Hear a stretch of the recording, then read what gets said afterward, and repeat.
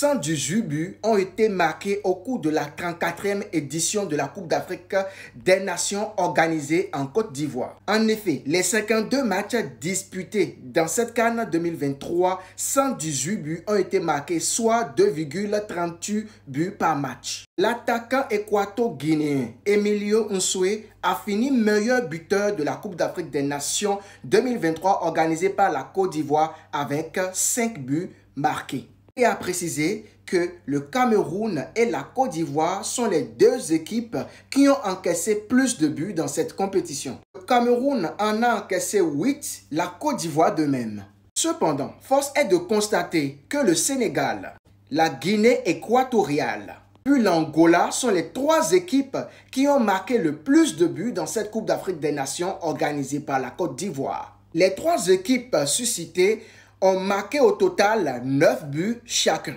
Par ailleurs, il faut signaler que 163 cartons jaunes ont été distribués au cours de cette CAN. À cet effet, au cours du match Mozambique contre le Ghana, l'arbitre libyen Ibrahima Moutaza a distribué 9 cartons jaunes. Il est important de le préciser, les éléphants de la Côte d'Ivoire sont l'équipe la plus punie au cours de cette CAN par les arbitres. Au total, 15 cartons jaunes.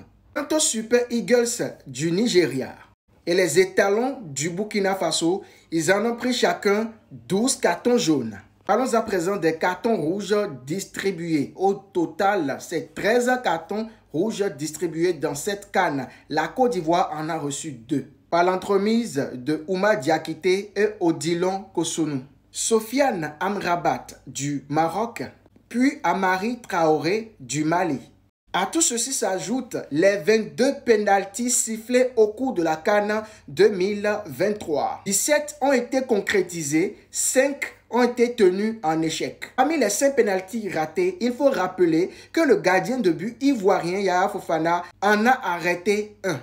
En ce temps, le Mozambique a concédé plusieurs pénaltys dans cette CAN, 3 pénaltys au total. Il est important de le rappeler que le Burkinabé Bertrand Traoré a marqué 3 pénaltys successivement dans cette CAN 2023. Cette statistique de la CAN serait incomplète si nous n'évoquons pas le cas du gardien de but sud-africain Rowan Williams.